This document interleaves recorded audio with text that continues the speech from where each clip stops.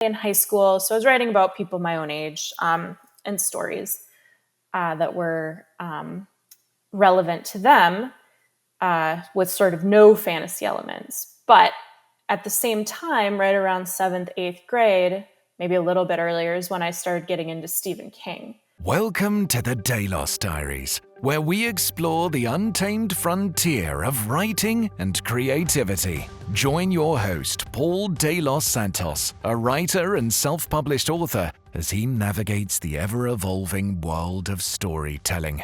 Hello and welcome to this episode of the Delos Diaries. I'm your host, Paul Delos Santos, and I'm joined today by Sarah Tasz. How you doing today, Sarah? Hey, I'm good. How are you? Doing really well. It's a nice day out, just kind of enjoying the winter weather. I mean, that's transitioning to fall. So yeah, just everything good with you and just writing wise? Yeah, I'm actually mornings are my writing time, so I've been working hard all day until I came on here. So yeah, it's going good. Nice. Yeah, so my first question to all my guests is always the same one. It's always how'd you get into writing? I'm guessing the answer I'm going to give is pretty similar to probably ones you've heard before, but I've been writing since I was a kid. Mhm. I feel like a lot of authors have started from a very young age. But yeah, I it's hard for me to remember a time I wasn't writing. The very first time I really wrote something was in first grade. So like right almost from the time I could actually form letters and words. In first grade, I remember getting this little it was like maybe a 10, 15 page like book, Mhm. rectangular book, like about that big, with a little dragon on it who was writing on it. And it said my first storybook or my stories or something like that. And it was just given to us. It wasn't part of any assignment, but I like set myself a goal of like, okay, I'm gonna fill up all these pages. And I did. And they are like the worst stories ever, obviously. They're like 5 sentences long. It's like, one day, a girl wanted a book and she bought a book and then she read the book and it was over. So it was like very, very basic kind of stuff. But um, those are the building blocks of every story, really, beginning, middle, end, Mhm. when you really get down to it. So that's where I remember it starting. And then just got more complicated and bigger Mhm. and everything from there. You mentioned that I've probably heard so many different versions of that same story, but truthfully, everyone's origin story comes from a different place in terms of how they got motivated. So don't Right. so don't think that don't think your story is anything generic. I mean, by all means, it's very unique in terms of the dragon book aspect. So it's just one of those things where I wanted to kind of remind you that you're unique still. I mean, even if you start similar from a similar place, so you're starting off young, but it's one of those things where you started off writing young. You had mentioned a dragon book. You like so what? And I saw on your website you like D&D and Yeah. Magic the Gathering. So it's just like, how does that influence your writing to a degree? Um, uh, I mean, it must have, right? Hmm. I started out going back. I mean, I think I started just writing kind of what I knew, which is, some of the basic advice people give you when you first start out writing is write what you know. So the first stuff I started writing was, real life, contemporary life, kind of what we would call YA, because as I started getting more serious about writing, I was in junior high and high school, so I was writing about people my own age and stories that were relevant to them with sort of no fantasy elements. But at the same time, right around seventh, eighth grade, maybe a little bit earlier, is when I started getting into Stephen King. And Stephen King, as lots of readers of Stephen King, but Stephen King is a horror writer, but he's also a horror writer that draws from reality pretty heavily. And I sort of took that and I didn't so much go horror. I've written horror before. It's not really where my where I'm strongest or where my passion really is. Um, but yeah, I took a lot of that like love of Disney and magic and dragons and stumbled onto basically sort of in a roundabout way into what I write now, which is urban and paranormal fantasy. Hmm. So you mentioned urban fantasy. Like, what makes a good urban fantasy story? I love urban fantasy. Truthfully, I love the concept. Yeah, me too. I love the idea that you could take magic and put it into a very urban city setting and kind of put it in our real world a little bit. So, what makes a good urban fantasy story in your opinion? Oh, that's a big question. Hmm. I mean, it heavily depends because like any genre, there's nuance to it. Hmm. A lot of urban fantasy is very heavy, like action based. You have these badass heroes, and that's definitely a lot of fun. I think for me, uh, with my stuff is not quite so uh, melee focused. At least not my current stuff. It's a lot more Sherlock Holmesy, noirish, investigative with a little bit of action and tension here and there. Hmm. So I like both, and you can really go either way.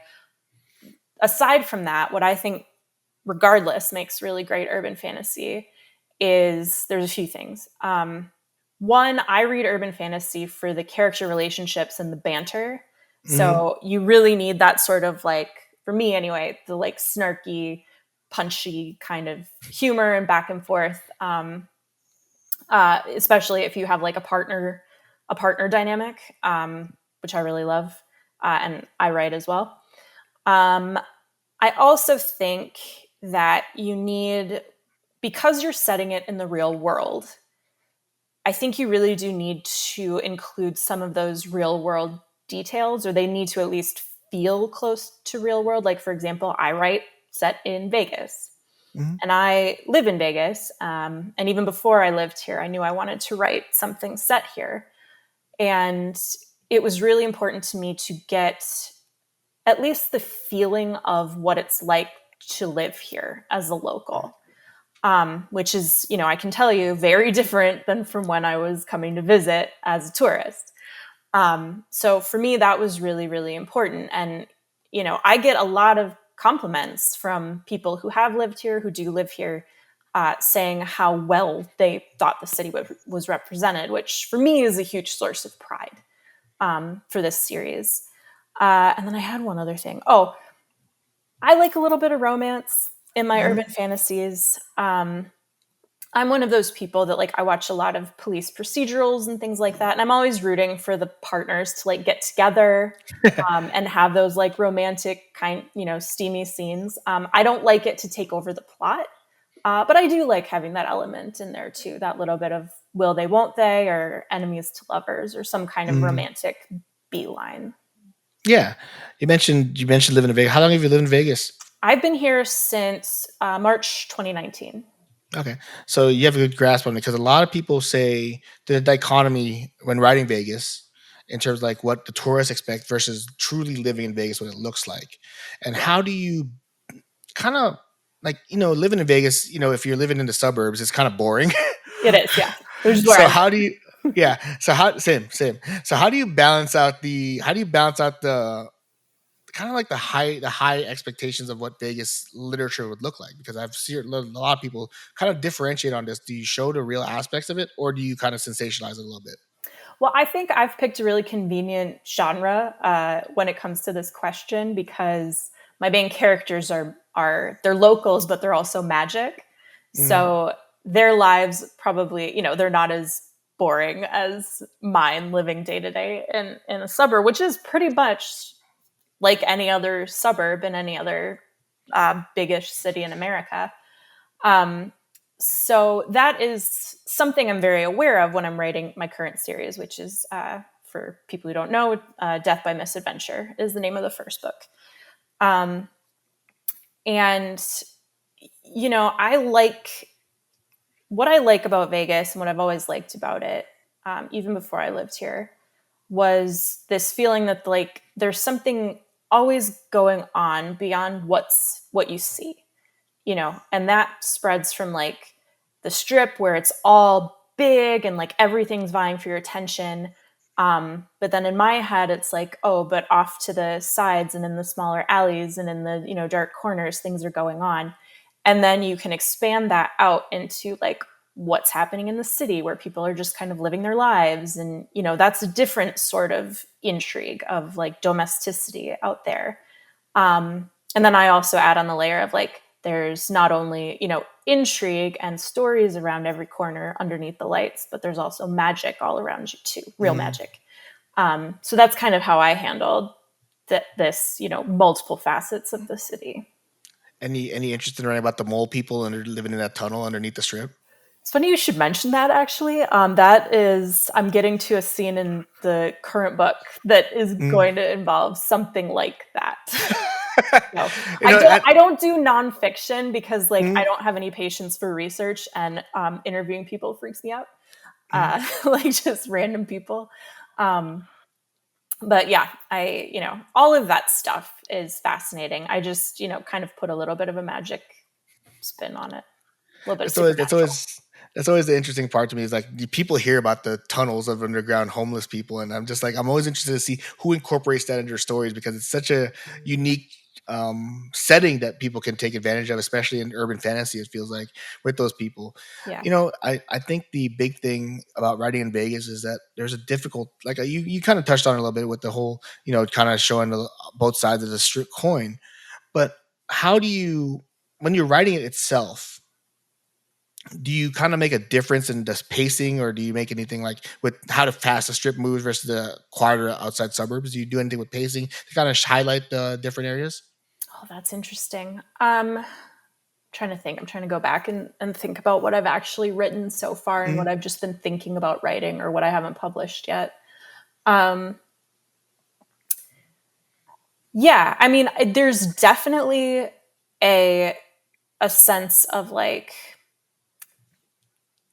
being on the it's less about how I write the strip because honestly my characters don't spend a whole lot of time on the strip. I think they're Locals don't like we understand this. yeah, exactly. There's a whole like passage in the first book that it's like most magicians, like real magicians, wizards, they don't go to the strip because everyone is on their guard and they can't get away with stuff. Mm, So which is code for like we don't really go to the strip. Like locals don't go to the strip very often. Um, so I think there's only like a couple of scenes in the book that they actually spend on the strip or in downtown. Um, so it's more about the atmosphere of off the strip, which is, I think, at least what I was going for, is this idea of you're witnessing a massive party, but you're on the edge of it. Like you're on the calm sort of periphery of massive chaos, mhm, essentially. Which is how the reason I moved here in the first place is because I've had family here my whole life. So I've been coming since I was a little kid, and that was always the sense I got of just like this idea of being right near where it's all happening, but far enough away that you can kind of just let it happen, and this sense of weird a sense of calm that you don't get anywhere else outside of being right near something so chaotic mhm. as the strip. So that's more what I try to do. Yeah, it's Vegas has always been an interesting city. So how comfortable are you in terms of like your world building, knowing that you have this like great background, like you live in the city? Like, do you feel it's easier to write the setting and world building from that perspective in an urban fantasy than it is per se like a traditional fantasy, like a sword and sandal, and those types of worlds where you have to create from scratch? So I'm currently sort of flexing my creative muscle and trying to do a more traditional fantasy right now, as kind of an experiment, sort of like a off to the side of my main work. Um, it's a different kind of work, I think. Hmm. Because when you're building something from the ground up, you are coming up with so many details and you don't want to leave anything out, which puts you at risk for like maybe over explaining a lot of the world in a traditional fantasy. Whereas in urban fantasy, you have the opposite problem. You take, um, what you see and you just kind of take for granted that people will know what you're talking about and you can potentially under describe. So it's a hard balance to strike. Hmm. And actually, in my first drafts, I had some notes of like, you're being too descriptive here for urban fantasy. You need to pull it back. So yeah, I kind of fallen. I just really like the aesthetic of the strip, of the architecture and the decoration. So I like spending a lot of time. Like, I really want to put my readers right there, like as if they're visiting, or specifically when they do come to visit, I want them to be able to recognize things. Um, Even though I can't always use the names of the actual places, I want them to be like, oh yeah, that's, even though that hotel has a different name in the book, I know where that is, or I think I know Hmm. where that is. Yeah, it's like make an illusion and kind of hint at it rather than wait and say this is the MGM. No, it's the one with the lion. Right, exactly. It's the one with the lion. It's the one that looks like New York. Just kind of these small kind of hints and everything. No, it always interests me when people talk about like writing a story in Vegas because it's so different. It's just always so different from the perspective that we live in as locals. So I'm glad you take the outer edges into consideration for someone who's lived there practically his whole life. So Oh yeah, they're my favorites. I love the edges. mhm. That's where I spent most of my time as a kid. Like, we would come visit for like a week or something like that, and we'd go to the strip for a day or whatever. Felt like more because as a little kid, time is weird. But we spent most of the time at my aunt's house, and she lived kind of out in north, kind of near where I live now in the northwest. And so that's very near to my heart. Taking the I also mentioned on your website you also like a little darker stories, the gothic aspect. Do you have like a do you kind of like partition that into your writing into Vegas, or do you kind of like want to separate that into a whole different series, or like do you how do you work that into Vegas? Um, I don't really do it consciously, I don't think. Hmm. My characters just sort of have that sensibility about them. Um, I'm not really sure where it comes from. It's just kind of how they are. I mean, the main character, she can turn into a ghost. The her best friend is a late night DJ, so he's kind of on the like peripheral edge of the scene and things like that. So it just kind of comes in naturally. It doesn't go super dark ever. Like I said, horror, I've dabbled in it. I have another series that's more horror, like paranormal, and even that's paranormal comedy. So it's not even like full horror. Um, so it's more gothic light than anything else, I think. No, I noticed that you mentioned the Dresden Files, which is always an interesting comparison to make. So, what made you make that comparison? Why do your stories kind of fit in that aspect? I think it's,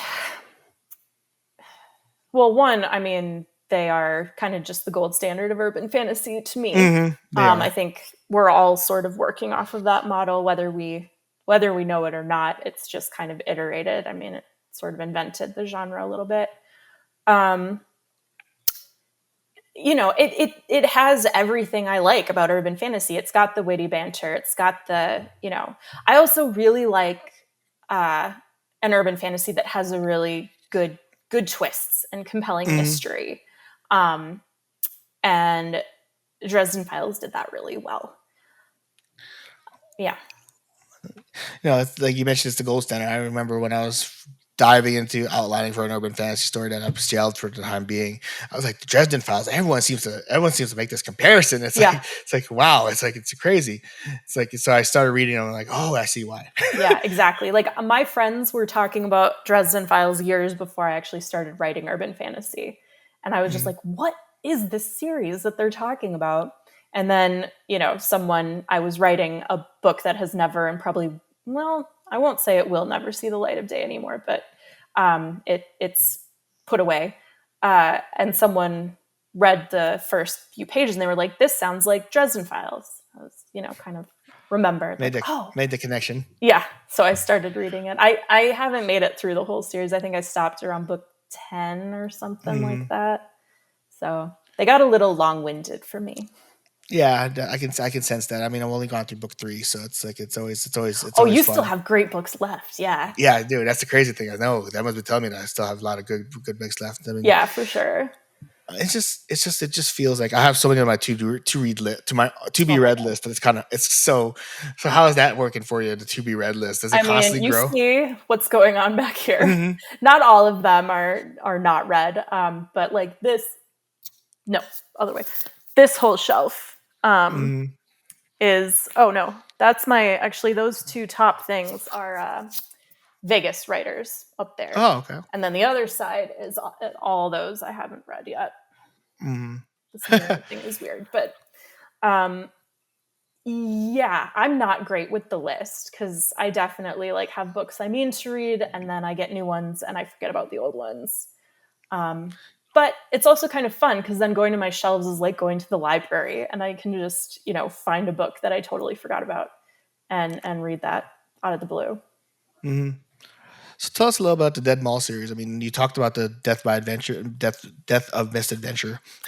By So Vincent. just how's the Dead Mall series, and just overall, what can you say about writing that book a little bit, that series? So the Dead Mall series was my first publications, and they came out. The first book of that came out right before I moved here, actually, and the second two came out right after. They spawned from a few things. A lot of frustration with traditional querying. I was querying a separate that book that has not been published and may never be published. I was trying to query that, and I was getting nowhere, and I was getting sick of it, and I was just not having it. And independent publishing, if you can believe this, back then was still kind of seen as like a cop out and not serious, and not a way that any real author would make money. But I went to a seminar put on by, I was in Minneapolis at the time, and I went to a seminar put on by, I forget the name of the group. It was a sci-fi fantasy group. And I met a number of authors, including one Scott Burtness, who writes Monsters in the Midwest series. And they were talking about being independently published. And it sounded great. It sounded like you have more control, you can, go straight to customer. And they really enjoyed it. So I actually got in touch with Scott, who was on the panel, and he gave me some great advice. Um, and I knew if I was going to go independent, I wanted to do something that would never make it in traditional publishing. So I went with, they're like 100-page novellas, so kind of longer short stories. And I basically cannibalized a fan fiction I had written for Army of Darkness a while back, and took out all of the IP that I didn't own and changed things up. It was set in an S Mart. I moved it over to a half abandoned mall. Threw in some D&D style fights, some D&D style magic kind of stuff, and away I went. And then so I did that and published another few books after I moved here, and wrapped up the series at 8 books. So, and then that finished in 22, I think. 2022 is when I wrapped up that series. Are you still independent now? Yes, yes, I am. So, what advice do you have for someone like me who, first of all, I hate the concept of querying. I hate the concept of It's the like worst. having people gatekeep my work, so to speak, from people I want to reach. What advice do you have for someone like me who's looking into possibly being an independent author? Um, I would say, well, one, the industry is very different now. In some ways, it's harder. In a lot of ways, it's easier, though.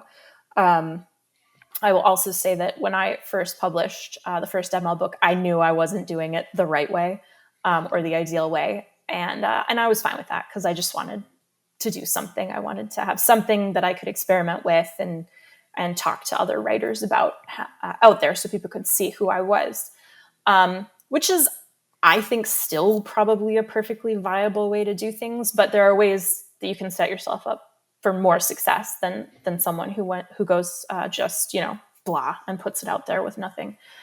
I think that if I was jumping in right now, um, there is, and I totally get this, but I think there's a sense of you can't call yourself an author unless you've published something.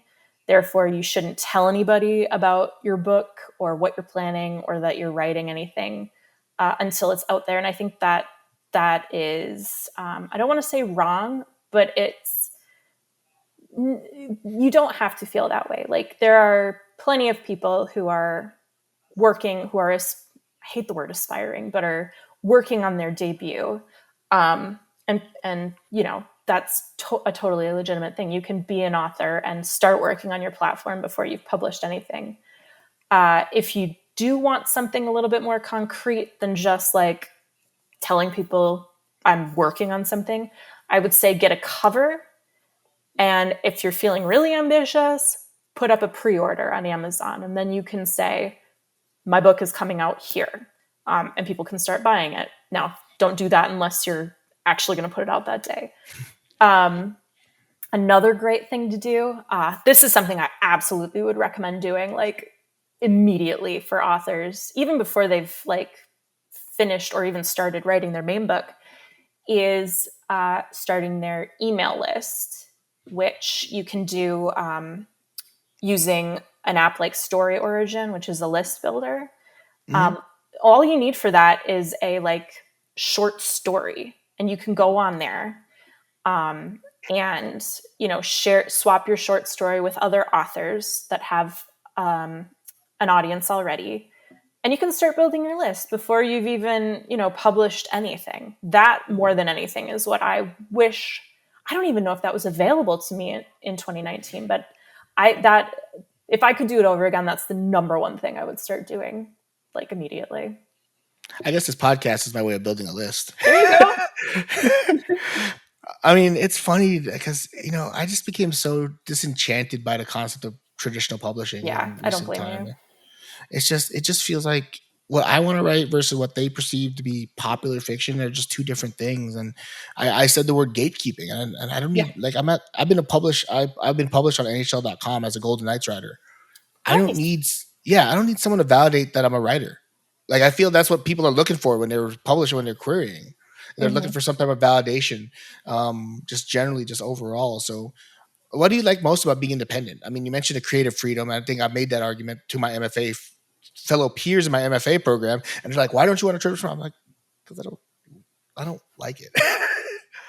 Well, okay, so there's a number of things. There are things, obviously, I'll just say this outright. There are things that I find very frustrating about being independent. Mhm. But the things I like about it far outweigh the downsides of it. And going off of what you just said about gatekeeping and the, like, what's popular, traditional publishing seems to be more of a reactionary business where they're looking and seeing what are the trends right now and what can we buy and, like, capitalize on what's hot right now. The problem with that is that even if a publisher, forget agent, like, even if a publisher gets your book, it's not going to come out for years, at which point the trend, I mean, things move so fast, that trend might be, either on its way out, or the market might be fully saturated, or what have you. I like to think of independent publishing as, it's a little bit that, like, writing to market is definitely a thing. But if you're someone who's interested in following, like, okay, if you're more a speculator, let's say, and you're like, okay, what do I think is going to come next? There's much more potential to do things like that in independent publishing, and you can do it faster. So if you are working on something that you think is going to be hot, and it turns out it's really getting hot, you can move up your timeline. Or if you're working on something and it seems the trend is going completely the opposite way, and you feel like pivoting, you can do that too. It's that sort of flexibility and movement, for entrepreneurs who are interested in that kind of market research, that there's a lot of really fun opportunity. That's what I like best about Mm. independent publishing myself. Yeah, I just find it more fun. It is. I find a concept of just being able to write what I want to write and speculate a little bit on, like, and for me it's like right now I'm writing a cyberpunk samurai story. Nice. Like I'm like, because I got into cyberpunk edge runners, and I feel that's going to be a big market down the road as we kind of see more technology kind of take over our world a little bit. I think Yeah. I think there's a little bit of prediction here, but Hmm. just generally, it just feels like independent publishing allows you to be that creative. I Yeah. mean, yeah, would I love the marketing budget of a traditional five big four pub? Of course, I would. But that's the thing. I feel like that's what they sell you on. But Hmm. I've heard that you do most, like, you have to do a major chunk of your marketing anyway. Hmm. So, especially if you're a debut. So I'm not even sure that there's a, return on investment from a marketing sense. You do get, with a contract, you maybe get in advance. You do get editing and, all the formatting and publishing and like production costs are covered for you. So there is something to be said for that because those aren't Yeah. nothing. No, no, that's fine. No, no, no, no, that's I was gonna get on to that. My next point is that it just feels like they offer you things that, yeah, it's tedious. It's the editing, finding an editor, finding a True. formatter, and all that fun stuff. But you know, I mean, I rather support like another indie editor Hmm. and an indie artist and an indie formatter and a typesetter and everything like that. So it just feels like there's a more open economy Yes. than it's just saying, okay, I'm just working with this one company and it's just whatever they give me. I mean, it just feels better to me. I like that economy better than the alternative. Yeah. Yeah, I agree. It very much is a business. Like you're an author, but you're also a small business owner. And to some people, that can, really freak them out because that is a lot of stuff. You're dealing with a lot of things. And to others, it's invigorating, having being able to make those like personal relationships and getting to hire your editor, hire your cover designer. And yeah, I mean, you have to pay them, but like I said, it's a small business, and every business does. There is some amount of investment that comes with it. How often do you come out with books? I have been doing two a year. This year, I'm only going to do one, but I like the two a year. I like that sort of cadence. Mm. So how, like, for two a year, like what's the process look like for writing two books a year? Because it's like that's my goal too. It's like two books a year seems like a good number. I mean, 6 months per project. It seems like. Hmm. Yeah. So I do it. I when I did Misadventure, Mm. I did one, two, three over the course of it was September, April, and then September again. Um, Looking back, I would have probably gotten further along in the writing before I'd released the first book. That was my kind of mistake. It is pretty much like you come up with, it takes me, if you know how long it takes you to write a book, for me, it's between 1 to 3, it's between 2 and 3 months, depending on how motivated or what else is going on in my life. And then another couple of weeks for my first round of review, another couple of weeks to make changes. Then it goes to beta. Then it goes to revision. So I can finish a book in, if I'm like from beginning to end, it probably takes me about 5 months. So I can do like publish, okay, and like just kind of put out a book, write it, put it out, write it. Going forward, my point in taking the a little bit of extra time is to kind of get it so like by the time I publish one book, I've already written the next one, so I'm not like Mhm. writing to deadline constantly. But yeah, it's all about just knowing your speed and knowing your numbers. Yeah, like I think I'm taking the serial fiction route. I Yeah, think that's the route I'm taking, mostly because it's a it good route. allows me to. It's like Dungeon Crawler Carl Yeah. has blown up, and I'm like, that is a like that is the model I want to follow in a sense, because it's a serial fiction, and I think I want to follow that route. I mean, because it's one of those things that I feel serial fiction closes that feedback loop a little bit Did you and know? gets you. Speaking of which, before I forget, did you know that the author of that is coming to the writer's block in April? I did. Yeah. I Okay. signed up for it already. Good. Yeah, I'm thinking of going. I just have to make sure I'm free that night. Yeah, no, I signed up for it. I'm looking forward to it a lot Awesome. because I also emailed him to see if he wants to appear on the podcast. You should. He was at. I haven't met him, but I've been in like the same room, and we have mutual friends. And he, Mhm. I've encountered him, and he's pretty cool. Like, I bet he'd do it. I hope he could. Yeah, I just emailed him yesterday, so hopefully he gets back to me. If not, I'll ask him at the event because I know I'll be meeting him. So Nice. yeah, so it's so interesting to me that how like that book has blown up. Like Yeah. in terms of, so I'm taking the serial fiction route. So I feel the feedback loop closes. I feel that gets me ahead and gets arcs written and everything like that. So I'm able to do what you do essentially, which is right ahead. Yeah, exactly. Well, I haven't done it yet, but You're that's working toward it. You're working toward that's it. what's happening now. Yeah. You're a member of the Sin City Writers Group, I believe. I am. I'm I guess the acting chair right now. So you're an acting chair. So what is that like? What is this like? How important is that get join these types of groups in terms of writing? In terms of writing, if you have one in your city, because not every city has one. We're fortunate that we have Henderson and Sin City that work together. Yeah. So Um yeah, and even beyond that, we have a couple of other groups that I can talk Mhm. about. I mean, I will put it this way. I moved to Vegas because of the writers I found here. Because of the Las Vegas Writers Conference I went to. I was already thinking about moving here. But one of the caveats of moving here was to make sure that there was a strong writing community here.